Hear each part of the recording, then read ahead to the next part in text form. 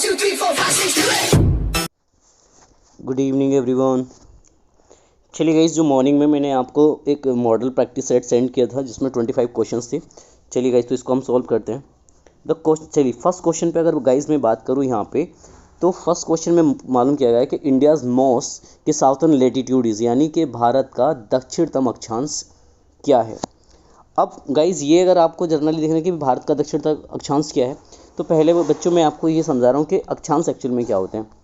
ठीक है गाइज़, कि अगर अक्षांश के रेफरेंस में बात करें जनरली हम, चलिए गाइज़ मैं आपको यहाँ पे समझा देता हूँ कि ऐसा मान लीजिए, जिससे उदाहरण के तौर पे गाइज़ कि मान लो ये हमारा पृथ्वी है। ठीक है गाइज़, अब पृथ्वी के बीचों बीच से एक लाइन काल्पनिक रेखा को माना गया है जिसको हम कहते हैं इक्वेटर लाइन, यानी कि विषुवत रेखा या कर्क रेखा, विषुवत रेखा या भूमध्य रेखा। ठीक है, एक्चुअल में ये हमारी क्या है, ये मेन आपका अक्षांश रेखा है। इसी हिसाब से क्या होता है कि इस तरह से पृथ्वी पे कुछ लाइन को माना गया है, काल्पनिक रेखाओं को, इन्हीं को कहा जाता है बच्चों क्या, अक्षांश रेखाएं। ठीक है गाइस, और अक्षांश रेखाएं ग्लोब पे क्यों खींची गई हैं, उसका बेनिफिट क्या है। तो जो बेनिफिट केवल इतना है कि ये जो अक्षांश रेखा है ना, ये क्या बताती हैं बच्चों, ये हमें बताती हैं किसी भी स्थान की स्थिति। समझ में आए यहाँ से। चलिए, तो अब ये तो हो गया अक्षांश। उसी प्रकार से क्या होता है बच्चों, इस तरह से क्या होता है, कुछ लाइनें खींची जाती हैं पृथ्वी पे, काल्पनिक रेखाएं होती है वो भी, और ये क्या होती हैं, इस तरह से जो खींची गई हैं बच्चों, ये जो लाइंस मैंने इस टाइप से खींची ये होती हैं आपकी देशांतर रेखाएं। ठीक है, तो अब जैसे उदाहरण के तौर पर जनरली अगर मैं भारत के रेफरेंस में बात करूँ, तो उदाहरण के तौर पर मान लो जैसे ये तो पृथ्वी हो गया, ये इक्वेटर लाइन हो गया। ठीक है, तो भारत बच्चों यहाँ पर है। तो वो कह रहे हैं कि आपसे कि बताओ भारत जो है वो कौन से अक्षांश और देशांतर के बीच की वाली बात है। ठीक है गाइस, चलिए तो हम अपने फर्स्ट क्वेश्चन पर आ जाते हैं। तो हमारा फर्स्ट क्वेश्चन था कि भारत का दक्षिणतम अक्षांश क्या है। तो देखिए, सबसे पहले मैं आपको समझा दूं कि इसका जो सही आंसर होगा गाइस, इसका सही आंसर हो जाएगा वी। कौन सा आंसर सही हो जाएगा इसका, V is a right answer. बात समझ में आ गई, यानी कि 8 डिग्री 4 मिनट ये है इसका क्या, भारत का दक्षिणतम अक्षांश। ठीक है, दक्षिणतम अक्षांश। जैसे उदाहरण के तौर पे ऐसा मान लो, जैसे ये है बच्चों हमारा, उदाहरण के तौर पे ऐसा मान लीजिए ये इंडिया है। ठीक है, तो क्या कह रहे हैं कि भारत का ये वाला पॉइंट क्या है, मेनलैंड वाला अक्षांश के बारे में। तो ये वाला जो एरिया है बच्चों, ये है हमारा 8 डिग्री 4 मिनट है। अगर ये वाला यहाँ पे पूछ लेते हैं आपसे, उत्तर वाला पूछते, तो ये होता है आपका 37 डिग्री 4 मिनट, आपका 6 मिनट का। यदि आपसे पूछा जाता क्या बच्चों, अगर वो सपोजेट आपसे पूछते कि सर ये अक्षांश की बजाय देशांतर पूछ लिया जाता, क्या पूछ लिया जाता, देशांतर। तो मान लीजिए जैसे कि ये आपका भारत है ना, तो देशांतर क्या होता है बच्चों, ये वाली लाइन है देशांतर है। तो यहाँ से ये पूछ लेता आपसे, तो ये पॉइंट कितना है बच्चों, ये पॉइंट है 68 डिग्री 7 मिनट। अगर ये वाला पूछ लेता तो बच्चों ये कितना होता है, ये होता है 97 डिग्री 25 सेकेंड। बात समझ में आ गई यहाँ से। चलिए गाइस, तो ये आपने क्या सीखा, देशांतर और अक्षांश सीख लिया। तो फर्स्ट क्वेश्चन का सही आंसर क्या है बच्चों, फर्स्ट क्वेश्चन का सही आंसर है इसमें वी। सेकंड क्वेश्चन पे बात करेंगे। आपसे पूछा कि मशरूम क्या है बच्चों। सबसे पहले मैं आपको मशरूम के बारे में समझा दूं एक्चुअली, कि देखिए बच्चों, मशरूम के लिए एक लफ्ज़ और आता है कुकुरमुत्ता। कई बार आपने सुना होगा, कौन सा लफ्ज़ सुना होगा, लाइक दैट इज कुकुरमुत्ता, ये लफ्ज़ भी आ जाता है कई दफ़ा। इस कुकुरमुत्ता बोल दो या मशरूम बोल दीजिए। पहली चीज़ क्या है बच्चों, आपसे पूछा ये क्या है, तो ये यहाँ से इसका जो सही आंसर है बच्चों, ये एक ना फंगाई है, यानी कि यह एक कवक है। क्या है बच्चों, ये कवक है। ठीक है गाइस, ये ऐसा समझ लो बच्चों कि ये कुकुरमुत्ता एक प्रकार का कवक है जो बरसात के दिनों में गले कार्बनिक पदार्थों पर दिखाई देता है बच्चों ये। और एक चीज़ और याद रखेंगे, एक्चुअल में क्या है ना, ये मृतोपजीवी कैसा जीव है ये, सर ये मृतोपजीवी है। ठीक, दूसरी चीज़ अगर आप देखा जाए, जो मशरूम होते हैं बच्चों ये पौष्टिक होते हैं, प्रोटीन से भरपूर होते हैं। और इनमें क्या होता है बच्चों, अगर देखा जाए जनरली 92% तो इसमें होता है वाटर, और आपका 4% होता है बच्चों इसमें कार्बोहाइड्रेट, और 2% होता है इसमें प्रोटीन। समझना है यहाँ से। अगर आपसे फैट पूछ लिया जाए तो फैट होता है 1%। कितना परसेंट, 1%। और क्वेश्चन ये भी पूछा गया था आपसे कि इनमें कौन सा विटामिन पाया जाता है, तो जनरली बच्चों याद रखेंगे विटामिन बी ज़्यादा पाया जाता है इसमें। ठीक है गाइस, क्या ये समझ में आए यहाँ से। चलिए क्वेश्चन नंबर थर्ड, निम्नलिखित में से प्राकृतिक रूप से होने वाला सबसे भारी, देखिए यहाँ पे ना नेचुरली पूछा है, प्राकृतिक रूप से सबसे भारी तत्व क्या है। तो बच्चों अगर हम नेचुरली रूप से देखेंगे तो बच्चों इसमें जो हो जाएगा वो होगा आपका यूरेनियम, नेचुरली। तो प्राकृतिक रूप से सबसे भारी तत्व क्या होता है बच्चों, यूरेनियम होता है, यूरेनियम 238, ये सबसे भारी। लेकिन एक्चुअली और एक चीज़ वो याद रखें, जबकि जो यूरेनियम होता है ना बच्चों, इसका जो न्यूक्लियस नाभिक होता है, इसका जो नाभिक है वो कैसा होता है, देखिए अनस्टेबल होता है, यानी कि अस्थिर होता है, कांस्टेंट नहीं होता, अस्थिर होता है। इसका जो नाभिक होता है वो कैसा होता है, अस्थिर होता है। जिन बच्चों ने केमिस्ट्री वगैरह पढ़ी होगी वो समझ जाएंगे गाइस कि इसका जो नाभिक है वो अस्थिर होता है। लेकिन अगर आपसे पूछ लिया जाए कि अगर सपोजेट प्रश्न ये हो कि जो इसका मतलब जो नाभिक स्थिर होता है, तो स्थिर वाले कौन से हैं जो सबसे भारी होते हैं, तो बच्चों एक होता है लेड, क्योंकि इसका नाभिक कांस्टेंट होता है, ये सबसे भारी तत्व है। लेड के बाद में होता है बच्चों बिस्मिथ, कौन सा होता है, बिस्मिथ। इन दोनों का क्या होता है, ये कांस्टेंट होते हैं इनके नाभिक, और ये भी सबसे भारी होते हैं। लेकिन प्राकृतिक रूप से पाए जाने वाला सबसे भारी तत्व क्या है, तो बच्चों वो है आपका यूरेनियम 238। ठीक है गाइस, तो थर्ड का क्या हो जाएगा यहाँ पे, सर थर्ड का हो जाएगा डी। चलिए क्वेश्चन नंबर 4, अगर आप क्वेश्चन नंबर 4 को देखेंगे तो बच्चे प्रश्न पूछा गया आपसे कि जर्मन सिल्वर में चांदी का प्रतिशत कितना होता है। तो सही आंसर है बच्चों क्या इसका, आपको सभी को पता होना चाहिए बच्चों, जर्मन सिल्वर में सिल्वर की मात्रा 0 होती है। जर्मन सिल्वर एक्चुअली जर्मनी के सिल्वर से रिलेटेड कॉन्सेप्ट है, लेकिन इसमें सिल्वर नहीं होता। एक्चुअली क्या होता है बच्चों, जो जर्मन सिल्वर है ये तांबा, निकिल और जिंक का एक मिश्रण है। किस किस का मिश्रण है, सर इसमें तांबा पाया जाता है, निकिल और जिंक। चलिए मैं इनके बारे में समझा दूँ जनरली। तो पहले मैंने क्या किया बच्चों, इसमें क्या पाया जाता है, तांबा पाया जाता है।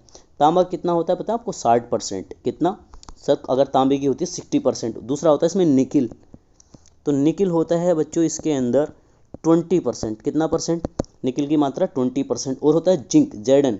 अगर आप जिंक को देखेंगे बच्चों, जिंक भी होता है 20%। तो 20, 20, 40 एंड 60। तो इसमें कहाँ आपका क्या नहीं है, तो इसमें सिल्वर नहीं होता। तो ये इन तीनों का मिश्रण धातु है, लेकिन चांदी बिल्कुल भी नहीं होता। ठीक है गाइस, चलिए नेक्स्ट क्वेश्चन को देखते हैं। पूछा गया है नर्मदा नदी, जो नर्मदा नदी है उसका उद्गम कहाँ है, किसका, नर्मदा का। तो गाइज इसका राइट आंसर हो जाएगा वी। कौन सा हो जाएगा इसका राइट आंसर, सर इसका राइट आंसर है वी, अमरकंटक।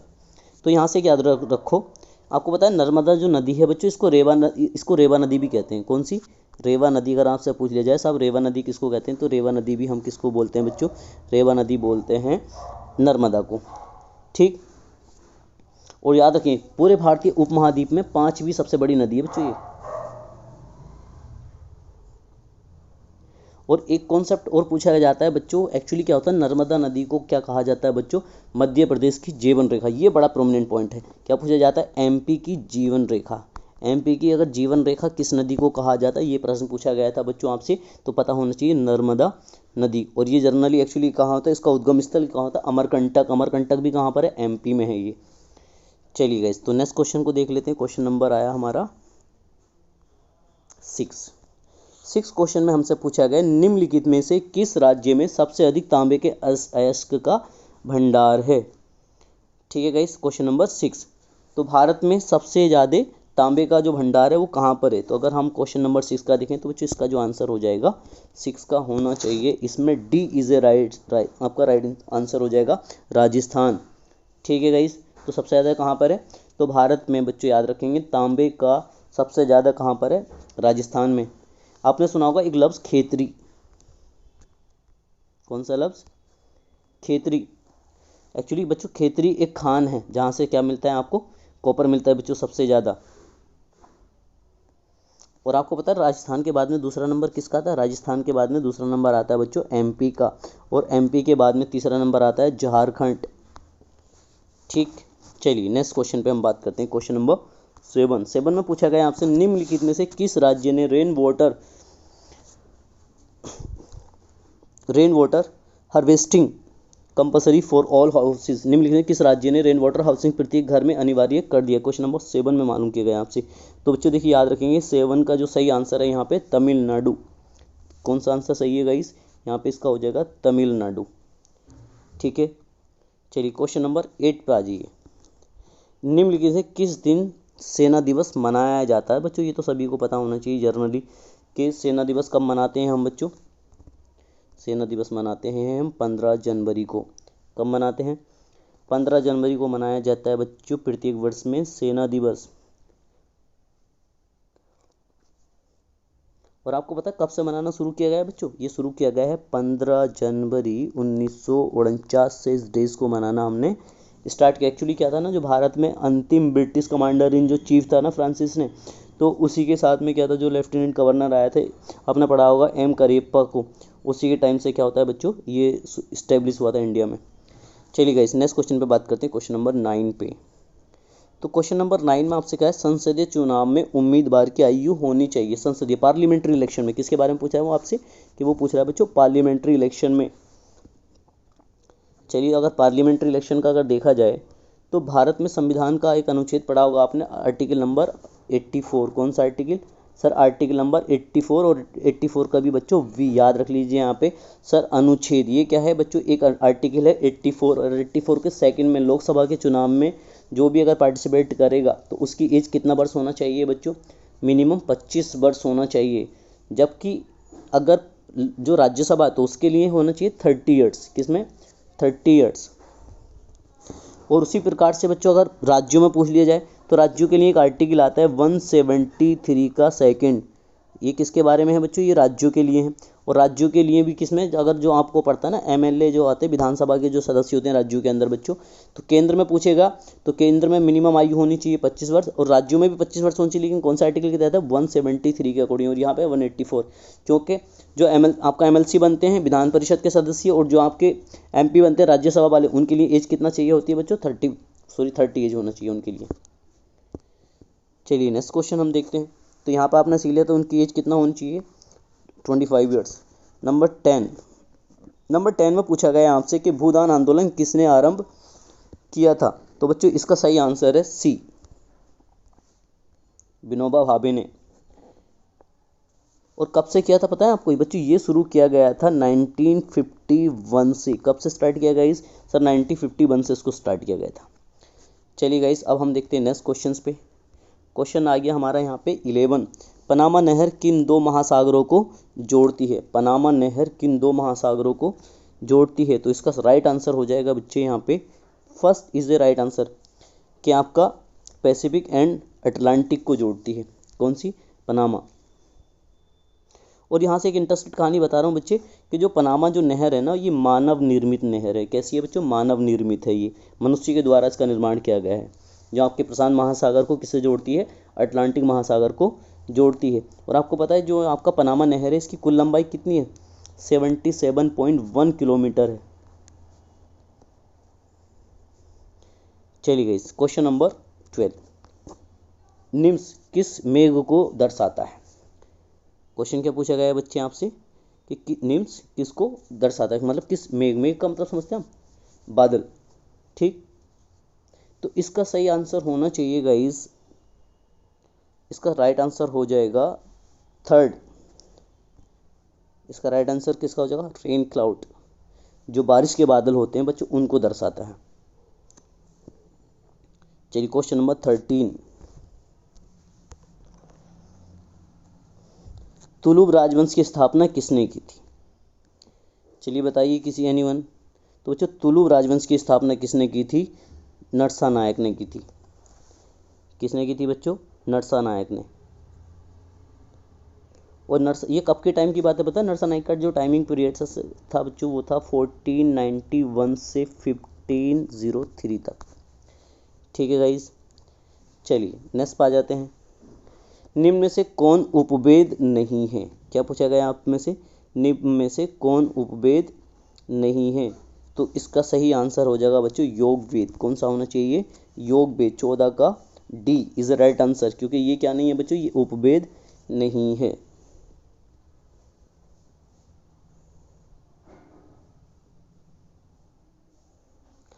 क्वेश्चन नंबर आया हमारे पास में यहाँ पे 15। केंद्रीय सतर्कता आयुक्त अपने पद पर बना रह सकता है? ठीक, क्वेश्चन समझ में आइए गाइस। चलिए तो इसका देख लेंगे हमारे पास में जो बच्चों, इसका जो राइट आंसर है तो वो है यहाँ पे डी। क्या है बच्चों? D is a right answer.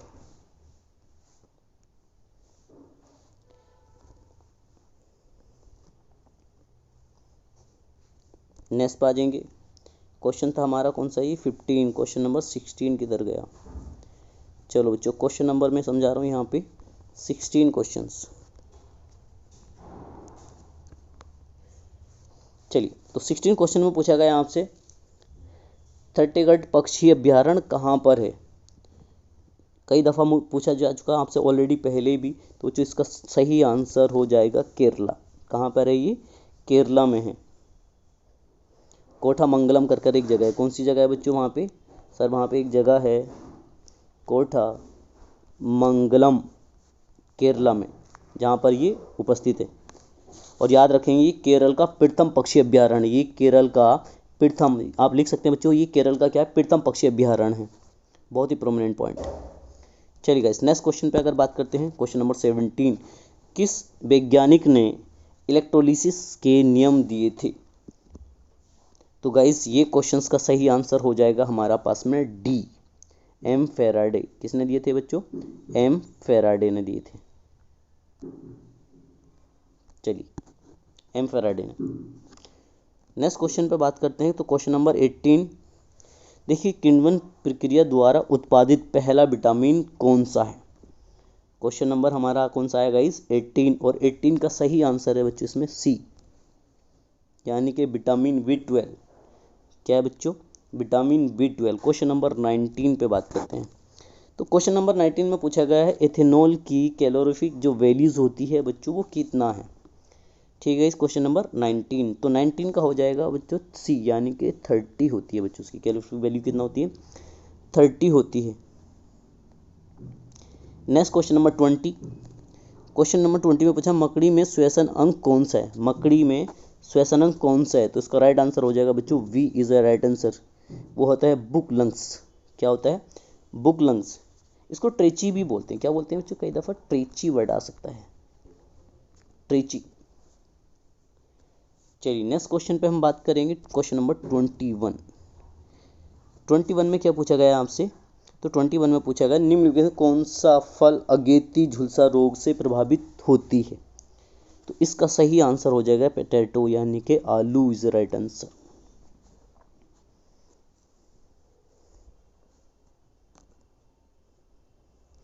Question number 22, राज्यपाल के संदर्भ में कौन सा है, कौन से कथन सही है। किसके रेफरेंस में पूछा, राज्यपाल के संदर्भ में। तो बच्चे राज्यपाल के संबंध में कौन से हैं सही हैं, तो देख लेते हैं बच्चे। तो याद रखेंगे इसमें दो स्टेटमेंट, ये वह राज्य विधान परिषद के 1/4 सदस्यों को मनोनीत करता है विधान परिषद के, जबकि जनरली वो कितना करता है, 1/6 को करता है। अगर आपने पढ़ा होगा बच्चे, कितना, 1/6। क्योंकि किसकी बात चली है, आपको अगर यदि नहीं पता तो बच्चों MLC होते हैं विधान परिषद के सदस्य। उदाहरण के तौर पे यदि अगर मैं यूपी के बारे में बात करूं तो बच्चे यूपी में कितना होते हैं, 100 MLC होते हैं। तो 100 MLC में से क्या होता है, 1/3 MLC का चुनाव करते हैं MLA। ठीक है गाइज, उसके बाद में क्या होता है बच्चों के 1/3 तो हो गए किसके द्वारा, MLO के द्वारा। उसी प्रकार से 1/3 होते हैं लोकल गवर्नमेंट के द्वारा, और 1/12 सदस्यों का जो चुनाव होता है बच्चों वो होता है आपका ग्रेजुएट, जो इन लोगों ने स्नातक किया उनके द्वारा, और 1/12 होता है गवर्नमेंट टीचर, और 1/6 सदस्यों का चुनाव होता है राज्यपाल के द्वारा, वो जो नॉमिनेटेड होते हैं। तो जबकि ये वाला तो स्टेटमेंट क्या हो गया बच्चों, गलत। दूसरे में क्या कह रहे हैं वो आपसे कि वह एंग्लो इंडियन समुदाय में से राज्य विधानसभा के लिए 2 सदस्यों को मनोनीत कर सकता है। और ये हमारा क्वेश्चन नंबर कौन सा पढ़ने पता है हम, 22।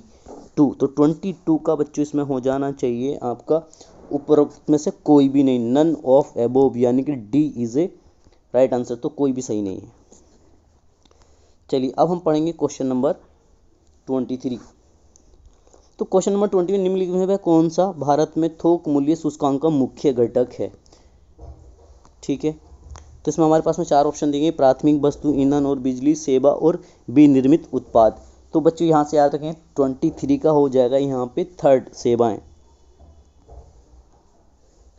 क्वेश्चन नंबर 24, बच्चे क्वेश्चन नंबर 24 में आपको दिया गया है कि हाल ही में किस देश ने भारत के साथ परमाणु समझौते पर 14वें देश के रूप में हस्ताक्षर किए हैं। तो बच्चों इसका सही आंसर हो जाएगा वियतनाम। राइट आंसर क्या है बच्चों इसका, वियतनाम। नेक्स्ट क्वेश्चन आता है और आज का लास्ट क्वेश्चन, 25 किस पंचवर्षीय योजना के अंतर्गत समाज के समाज सेवा ढांचे की स्थापना का संकल्प लिया गया है? Question number 25। तो याद रखें इसका राइट आंसर हो जाएगा बच्चों डी। इसका राइट आंसर क्या है बच्चों? डी। Fourth fibre plants. और फोर्थ फाइबर प्लांट्स कब से कब तक आया था आपको याद है बच्चों? फोर्थ फाइबर प्लांट्स आया था, ये आया था 1969 से 74।